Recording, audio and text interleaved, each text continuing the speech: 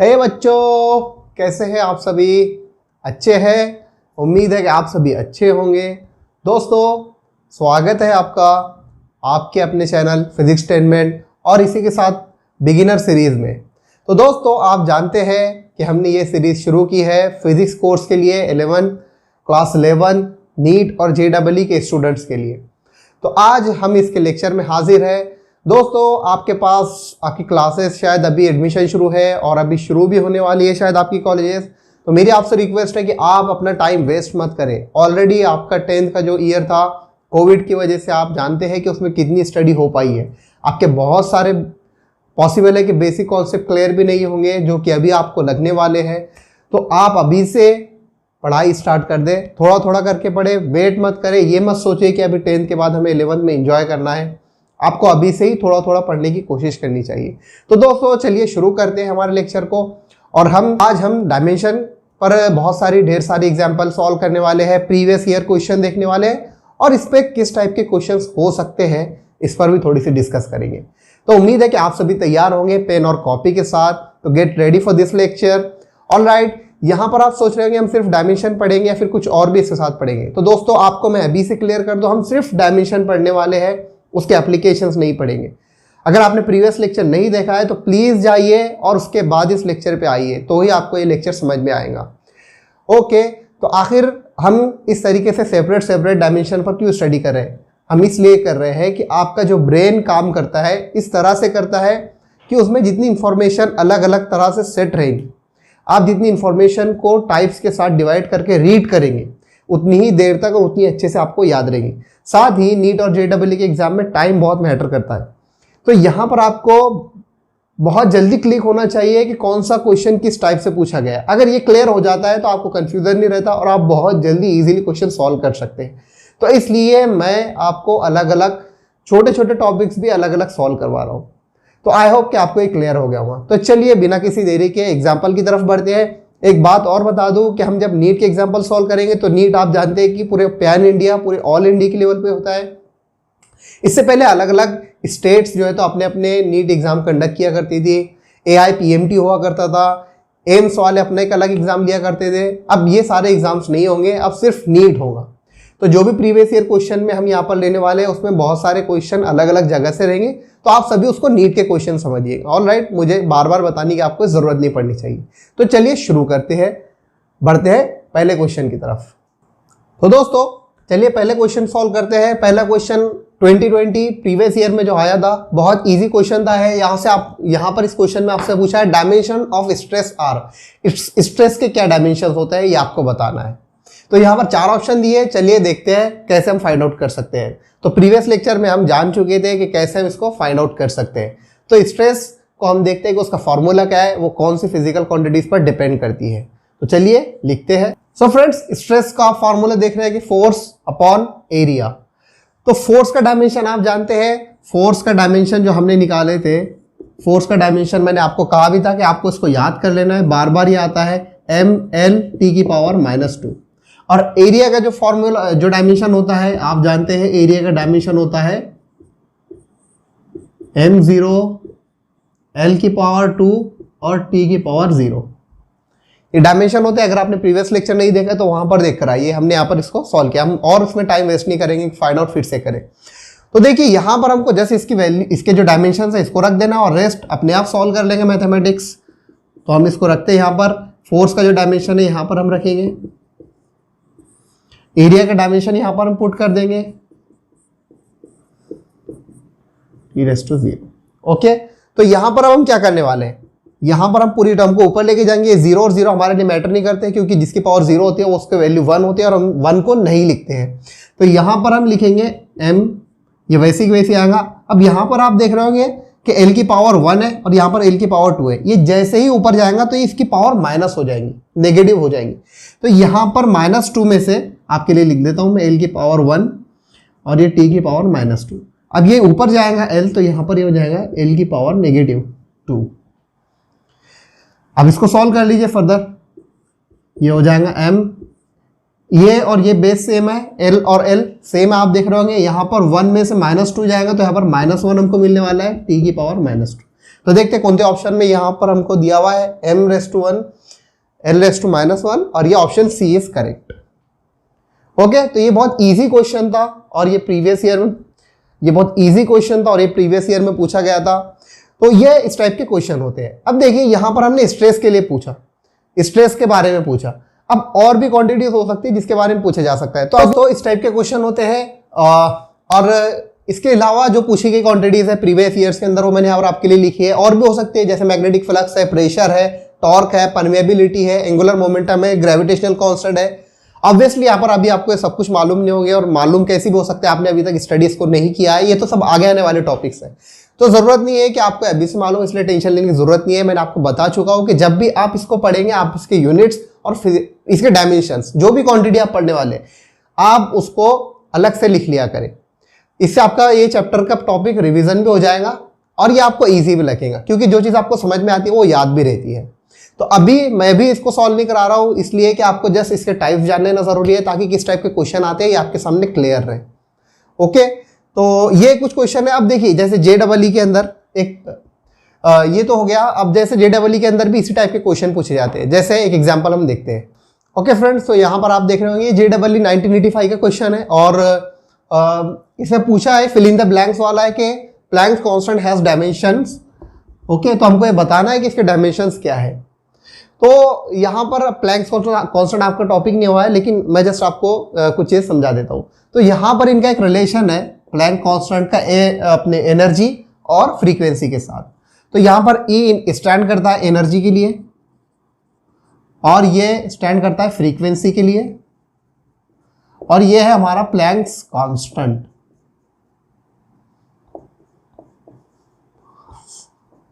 तो इसका डायमेंशन हमको चाहिए, तो हम क्या करेंगे, यहाँ पर एच को यही इसी साइड रखेंगे और फ्रीक्वेंसी को इधर शिफ्ट कर देंगे, तो ये डिनोमिनेटर में चली जाएगी। अब देखिए एनर्जी जो होती है, मैंने इससे पहले आपको बताया था कि एनर्जी जो भी टाइप की होगी उसका डायमेंशन सेम रहने वाला है और वो डायमेंशन नहीं बदलेगा। उसका डायमेंशन होगा m⁻2 T⁻⁻²। और यहाँ पर फ्रीक्वेंसी का फॉर्मूला आप खुद जो जानते हैं 1/T होता है, 1/T। यहाँ पर T टाइम के लिए स्टार्ट होता है, तो इसके लिए डायमेंशन हो जाएंगे T 1/T। ये ऊपर जाएगा तो ये T इनवर्स हो जाएगा। तो यहाँ पर इसके डायमेंशन हो गए T⁻⁻1। अब आप देख रहे होंगे इसको सॉल्व करना हमारे लिए बहुत ईजी हो गया। तो यहाँ पर हम T को ऊपर लेके चले जाएंगे ml²। ये नेगेटिव है, ऊपर जाकर पॉजिटिव हो जाएंगे, +1 -2। तो यहाँ पर हमको मिलेगा -1। तो यहाँ पर प्लैंक कांस्टेंट का डायमेंशन हमने निकाल लिया। तो इस तरीके से आपको सॉल्व करना है। इस टाइप के क्वेश्चन पूछे जाते हैं, कोई गिवन क्वांटिटी होती है और उसका डायमेंशन आपको निकालना होता है। ये बहुत सिंपल क्वेश्चन है और ये एप्लीकेशन में हम नहीं पढ़ रहे, सिर्फ डायमेंशन पे पढ़ रहे हैं। अब क्या होता है, इसके उलट भी कई बार होता है, जैसे कि आपको क्वांटिटी दे दी रहेगी। ओके, आपको क्वांटिटी दे दी रहेंगी और वो पूछा जाएगा कि ये किसका डायमेंशन है। जैसे यहाँ पर ये क्वांटिटी दे दी जाएंगी, एक एग्जांपल मैं बता रहा हूँ कि यहाँ पर क्वांटिटी दे दिया और आपको पूछेंगे ये किसका डायमेंशन हो सकता है, और नीचे आपको ऑप्शन दिए गए, आपको ऑप्शन दिए हुए होंगे और आपको ऑप्शन सेलेक्ट करना रहेगा। तो आई होप कि मैंने ये एक एग्जांपल के थ्रू 2-3 एग्जांपल आपको समझा दिए। बढ़ते हैं नेक्स्ट एग्जांपल की तरफ। दोस्तों ये क्वेश्चन 2010 के अंदर पूछा गया था। चलिए देखते हैं क्या क्वेश्चन है और क्या हमसे पूछ रहा है। The dimensions of 1/2 ε0 E², where ε0 is permittivity of free space and E is electric field। तो यहाँ पर हमको डायमेंशन बताना है इस क्वांटिटी का। यहाँ पर ये जो फिजिकल क्वांटिटी हमको दी हुई है इसका डायमेंशन बताना है। आप पूछ रहे होंगे सर हमको ये कुछ भी नहीं मालूम और हम क्या कर सकते हैं। मैं आपकी बात को समझता हूँ, तो हम थोड़ा इसको आसान करके मैं आपको समझाने की कोशिश करता हूँ। तो ये रिलेशन जब आप आगे पढ़ेंगे तो ये सिंपली क्या है, ये हमको 1/2 ε0 E², ये एनर्जी डेंसिटी को रिप्रेजेंट करता है, रिप्रेजेंट एनर्जी डेंसिटी। ओके, तो यहां पर हम डिटेल में नहीं जाएंगे एनर्जी डेंसिटी क्या होती है, हम जैसे इसके फॉर्मूले पर रुक जाने वाले हैं और उसकी बेस पर हम उसके डायमेंशन निकाल सकते हैं। तो ये 1/2 ε0 E², ये क्या रिप्रेजेंट करता है, एनर्जी डेंसिटी। तो ये बराबर हो गया एनर्जी पर यूनिट वॉल्यूम, क्योंकि एनर्जी डेंसिटी का जो फॉर्मूला वही यही है। अब हम एनर्जी का भी डायमेंशन जानते हैं, वॉल्यूम का भी डायमेंशन जानते हैं। तो चलिए यहाँ पर इसको फाइंड आउट करते हैं। एनर्जी का डायमेंशन आप जानते हैं ml⁻2 T⁻², और ये वॉल्यूम का जो डायमेंशन है वो आप जानते हैं कि L⁻3 होता है। मैं बार बार आपको बोल रहा हूँ कि आप पिछले लेक्चर में जो मैंने डायमेंशंस लिखा है आप उनको याद कर लीजिए। वो सिंपल है और ऐसा नहीं कि आपको नहीं समझ में आएंगे, तो आप उन्हें याद कर लीजिए और उसके बाद आप देखेंगे आपको बहुत ईजी लगने वाला है। अब यहाँ पर आप देख रहे हैं इसकी पावर नीचे 3 है और इसकी 2 है। अब ये ऊपर जाकर नेगेटिव हो जाएगा तो -3 + 2, तो यहाँ पर हमारे पास -1 बचने वाला है। m l की पावर -1 t की पावर -2। तो ये आगे हम देखते हैं यहाँ पर आंसर में कहीं हमको मिल रहा है क्या ये? Yes, option number B. Option number B is correct. तो इस तरीके से क्वेश्चन क्या होता है, यहाँ पर आपको क्वांटिटी गिवन है, उसका डायमेंशन पूछा है, तो ये इस टाइप के क्वेश्चन भी पूछे जाते हैं और पूछे जा सकते हैं।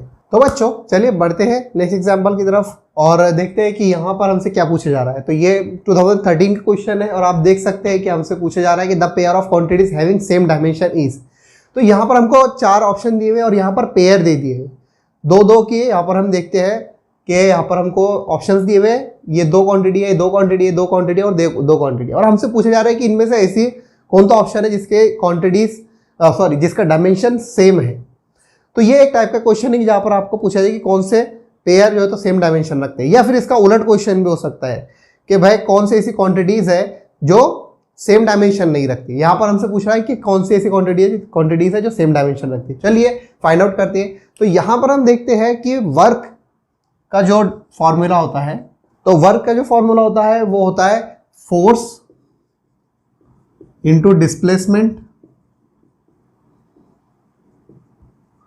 फोर्स के डायमेंशन हम जानते हैं ml t की पावर -2। अब डिस्प्लेसमेंट को हम लेंथ में मेजर करते हैं और लेंथ का डायमेंशन l होता है, तो ये आ गया l। ओके, तो इसका फाइनल डायमेंशन हमको मिलेगा। यहाँ पर आप देख रहे हो कि ये और ये बेस सेम है तो इनकी पावर्स ऐड हो जाएंगी, l की पावर 2 -2। अब इसी के साथ हम देखते हैं टॉर्क। तो टॉर्क का जो फॉर्मूला होता है वो होता है force into force arm. Okay, तो यहां पर ये इसका फॉर्मूला, और हम देखते हैं कि इसका जो डायमेंशन होगा, फोर्स का डायमेंशन हम जानते हैं ml t की पावर -2। फोर्स आर्म ये लेंथ को डिनोट करता है और लेंथ को हम मेजर करते हैं, लेंथ के लिए जो डायमेंशन है वो l है। सेम यहाँ पर डायमेंशन हमको मिलने वाला है ml की पावर 2 t की पावर -2। तो आप देख रहे हो ये ऑप्शन डी इज करेक्ट। तो इस टाइप के क्वेश्चन भी पूछे जाते हैं। चलिए देखते हैं नेक्स्ट क्वेश्चन और क्या हो सकता है। मैंने आपको कहा था कि इसका उलट क्वेश्चन भी हो सकता है, इसके ऑपोजिट बिल्कुल, और ऐसा होगा कि आपको क्वांटिटीज दी भी रहेंगी और पूछा जाएगा कि कौन सी ऐसी क्वांटिटीज है जो सेम डायमेंशन नहीं रखती। ये क्वेश्चन JEE में पूछा जाता है, JEE में भी इस टाइप के क्वेश्चन पूछे जाते हैं। तो मैं उसको नहीं कराऊंगा क्योंकि उसमें हमारा टाइम भी और वेस्ट होगा। आपको जस्ट टाइप पता चल जाए तो आप खुद से बहुत सारी चीज़ें सॉल्व कर सकते हैं और आपको स्टडी पैटर्न एक मिल जाएगा। ओके, तो ओके दोस्तों, यहाँ पर आप देख रहे होंगे कि एक और एग्जांपल जो इसके बिल्कुल उलट है। ये जो एग्जांपल हमने देखे थे इसके बिल्कुल ऑपोजिट है। तो यहाँ पर हमसे पूछ रहा है कि पेयर हमको दे दी गई है और हमसे पूछ रहा है कि ऐसी पेयर बता रहे हैं जिसकी डायमेंशन सेम नहीं है। तो देखो, प्रेशर और स्ट्रेस इसके डायमेंशन सेम होते हैं, हमने पिछले उसमें करे। वेलोसिटी और स्पीड ऑब्वियसली बात है, इसको बताने की जरूरत नहीं है। वर्क एंड एनर्जी, यहाँ पर हम इसके डायमेंशन जानते हैं, ये भी सेम होते हैं। और फोर्स और इम्पल्स, इनके डायमेंशन बच जाते हैं। तो यहाँ पर तीनों के तो हमको बिल्कुल कंफर्म पता है और इसके निकालने की जरूरत नहीं है, क्योंकि निकालेंगे तो डिफरेंट डायमेंशंस आएंगे। तो जस्ट आपको टाइप बता रहा था किस टाइप के क्वेश्चन पूछे जाते हैं। फोर्स और इम्पल्स का डायमेंशन हम जानते हैं, इसलिए ऑप्शन सी इज करेक्ट। तो एक और एग्जाम्पल हमने पिछले उसमें कराए थे, वो मैंने आपको कराया था इस तरीके से, 1/2 ε0 E² एनर्जी डेंसिटी। दोस्तों एक एग्जांपल मैंने आपको अभी कराया था पिछले टाइम, जिसमें हमने ये एनर्जी डेंसिटी वाली क्वांटिटी देखे थे। तो यहाँ पर ये जो 1/2 है ये नंबर है और ये डायमेंशन लेस होता है। तो मैं आपको बताना भूल गया था, एक बार रिपीट आपको कर रहा हूँ। ओके, तो चलिए बढ़ते हैं नेक्स्ट एग्जांपल की। फ्रेंड्स एक बहुत अच्छा क्वेश्चन, यहाँ पर ये 1995 का क्वेश्चन है और यहाँ पर हमसे पूछ रहा है कि which of the following is the dimensional constant. अब यहाँ पर आपको समझना है कि डायमेंशनल कॉन्स्टेंट किसे कहते हैं। ये टर्म को समझना बहुत जरूरी है ताकि आपको एक कॉन्सेप्ट यहाँ पर क्लियर हो जाए। तो डायमेंशनल कांस्टेंट किसे कहते हैं? डायमेंशनल कांस्टेंट हम ऐसी क्वांटिटी को कहते हैं कि जिसकी एक फिक्स वैल्यू हो, जैसे ग्रेविटेशनल कांस्टेंट है, इसकी एक फिक्स वैल्यू है और उसके साथ डायमेंशन भी उसका हो। तो हमने प्रीवियस लेक्चर के अंदर ग्रेविटेशनल कांस्टेंट का डायमेंशन भी निकाले थे, आप जानते हैं। तो ग्रेविटेशनल कांस्टेंट को हमने डिराइव किए थे, आप जानते हैं gravitational force is equal to G m1 m2/r²। तो हमको ये g फाइंड आउट करना था, ये इसका डायमेंशन निकालना था, तो हम सारी क्वांटिटीज को इधर ट्रांसफर कर देते हैं, g को यही रहने देंगे, ये f ये r इधर ऊपर चला जाएगा और यहाँ पर ये m1 × m2। अब ये मासेस है, ये मासेस का स्क्वायर हो जाएगा, यहाँ पर ये r², ये लेंथ में हम इसको मेजर करेंगे और फोर्स का डायमेंशन हम जानते हैं, तो हम इसका डायमेंशन इजीली निकाल सकते हैं, इसमें कोई टेंशन की बात नहीं है। तो यहाँ पर इसका डायमेंशन भी है और इसके साथ एक इसकी फिक्स वैल्यू है, तो इस बात को समझना जरूरी है। ऐसी टर्म को हम कहते हैं डायमेंशनल कांस्टेंट। तो यहाँ पर ऑप्शन डी अपने आप करेक्ट हो जाता है। ओके, तो ये इस तरीके से आपको क्लियर रखना है। फ्रेंड्स, जैसा कि मैंने आपको बताया कि ये जी ग्रेविटेशनल कांस्टेंट है, इसकी एक फिक्स वैल्यू है 6.67 × 10⁻⁻11। तो यहाँ पर हम इसका डायमेंशन भी देख सकते हैं, तो ये हमने डिराइव किया। तो ऐसी टर्म को हम कहते हैं ग्रेविटेशनल कांस्टेंट। आई होप कि आपको ये क्लियर हो गया होगा। चलिए बढ़ते हैं नेक्स्ट एग्जाम्पल की। तो दोस्तों, मैंने आपको अभी तक जितने क्वेश्चन करा दी, ये टाइप्स के क्वेश्चन आ सकते हैं और आते आए हैं। नीट और जेडबलई दोनों में सेम टाइप के होते हैं, क्वांटिटीज बदल सकती है लेकिन टाइप्स ऐसे होते हैं। और मैंने क्वांटिटीज के बारे में आपको बार बार बता रहा हूँ कि आप जब उसको समझ जाएंगे उसका डायमेंशन और यूनिट अलग से निकाल लीजिए। अभी हम जितना समझ जाएंगे, जितना मैं आपको समझाऊंगा शायद आपको क्लियर नहीं होगा। इससे अच्छा ये कि आप अपना टाइम सेव करते हुए आगे उसको जब भी आप पढ़ेंगे उसको लिखते हैं, इसमें टाइम कम भी लगेगा और आपको समझ में भी आएगा। इसके अलावा हम देखते हैं कि कौन से पोटेंशियल क्वेश्चन और हो सकते हैं, किस टाइप के क्वेश्चन हो सकते हैं। तो चलिए उसको सॉल्व करने की कोशिश करते हैं। तो फ्रेंड्स, बहुत अच्छा क्वेश्चन यहाँ पर आपको दिया है और इससे बहुत सारे कॉन्सेप्ट आपको क्लियर भी हो जाएंगे। तो यहाँ पर देखिए, हमसे पूछ रहा है कि if force F, velocity v and time t are taken as fundamental units और quantities, then find the dimension of mass. तो यहाँ पर हमसे मास का डायमेंशन पूछ रहा है अगर तीन क्वांटिटीज जो हमको गिवन है वो फंडामेंटल यूनिट है। देखो, हमने पहले आपने डिस्कस करेंगे 7 फंडामेंटल क्वांटिटी होती है, उसके अलावा जितनी भी क्वांटिटीज होती है वो सब डिराइव्ड क्वांटिटीज होती है। तो यस, हम सब करेक्ट है, आप भी करेक्ट है, लेकिन कई बार क्वेश्चन में क्या होता है, आप देखेंगे तो क्या होता है कि कोई एग्जाम्पल आपको कोई क्वांटिटी, फिजिकल क्वांटिटी आपको गिवन होती है और फंडामेंटल क्वांटिटी के बारे में आप नहीं जानते। फॉर एग्जाम्पल, अगर स्पीड आपको दी हुई है, यहाँ पर स्पीड का फॉर्मूला होता है डिस्टेंस अपॉन टाइम। अब देखिए, यहां पर स्पीड आपको फाइंड आउट कर रहा है, तो डिस्टेंस अपॉन टाइम इसकी वैल्यूज पुट कर देंगे तो आपको ये मिल जाएगा। अब ये डिस्टेंस और ये टाइम यहाँ पर फंडामेंटल क्वांटिटीज हो गए, वैसे भी है, तो स्पीड आपकी डिराइव्ड क्वांटिटी हो गई। अब आपको गिवन है स्पीड और टाइम और आपसे पूछ रहा है कि आपको डिस्टेंस बताना है, तो यहां पर फंडामेंटल क्वांटिटी स्पीड और टाइम हो गई और आपके लिए डिस्टेंस यहां पर डिराइव्ड क्वांटिटी हो गई। तो यहां पर ये फंडामेंटल क्वांटिटी होती हुई भी डिराइव्ड क्वांटिटी कहलाएंगी, जस्ट इसलिए कि हमको यहाँ पर क्वेश्चन इस तरीके से दिया हुआ है। तो आपको ये चीज भी क्लियर रखनी की है। तो आई होप कि आपको क्लियर हो गया। अब क्वेश्चन सॉल्व करना हमारे लिए बहुत आसान हो जाएगा। चलिए सॉल्व करते हैं। तो यहां पर सबसे पहले आपको ये देखना है कि आप सोच रहे होंगे कि सर यहाँ पर ये तीनों क्वांटिटीज, इनका रिलेशन क्या है। तो बहुत बेसिक रिलेशन है। आप जानते हैं कि फोर्स जो होती है, फोर्स होती है मास इंटू एक्सेलरेशन। अब आप पूछ रहे हो सर यहाँ पर मास, चलो ठीक है, फाइंड आउट करना है, फोर्स तो हमको दी हुई फंडामेंटल क्वांटिटी है, ये एक्सेलरेशन तो हमको नहीं दिया है एक्सेलरेशन तो हमको नहीं दिया है, तो घबराने की जरूरत नहीं है। एक्सेलरेशन भी एक्सेलरेशन को हम थोड़ा ब्रेक डाउन करते हैं। तो ये मास हो गया, ओके। अब यहाँ पर एक्सेलरेशन जो होता है वो वेलोसिटी अपॉन टाइम, ये होता है कि नहीं होता है। अब देखिए यहाँ पर क्वांटिटीज आ गई, वेलोसिटी भी फंडामेंटल क्वांटिटी है, टाइम भी फंडामेंटल क्वांटिटी है और फोर्स भी फंडामेंटल क्वांटिटी है, और हमको फाइंड आउट करना है मास। तो यहाँ पर मास को m हम यहाँ पर लिखेंगे, बाकी सारी क्वांटिटीज को इधर ट्रांसफर कर देंगे। तो फोर्स है, ये टाइम है, तो इधर आकर वो ऊपर न्यूमरेटर में चला जाएगा, ऊपर चला जाएगा, ओके, क्योंकि इक्वेशन की इस साइड है। तो ये हो जाएगा यहाँ पर, अगर मैं इसका डायमेंशन यहाँ पर लिख दूँ डायरेक्ट, तो ये हो जाएगा, और वेलोसिटी जो है तो इसका डायमेंशन हो जाएगा v। अब देखिए हमारे लिए क्वेश्चन कितना इजी हो गया। तो इसके डायमेंशन हमने निकाल लिए एफ टी वी इनवर्स। तो इस तरीके से आपको फाइंड आउट करना है। इस तरीके से इस टाइप के क्वेश्चन भी पूछे जा सकते हैं, आपको प्रिपेयर रहना है। तो ये एक टाइप के क्वेश्चन है। चलिए बढ़ते हैं नेक्स्ट एग्जांपल की तरफ। सो फ्रेंड्स, अभी हमने सॉल्व किए जो क्वेश्चन है उसी का एक एक्सटेंशन है। यहाँ पर हमसे वही वेलोसिटी, फोर्स और टाइम को कहा कि फंडामेंटल क्वांटिटीज है और हमको बताना है कि मास और एनर्जी की जो डायमेंशंस है वो क्या होने वाले हैं अगर ये तीनों क्वांटिटीज फंडामेंटल है। तो हमने अभी मास का डायमेंशन यहाँ पर निकाले, m is equal to F T और v इनवर्स, ये हमने निकाले यहाँ पर, ओके। अब देखिए यहाँ पर ये हो गया हमारा पहला, मास का हमने निकाल ली।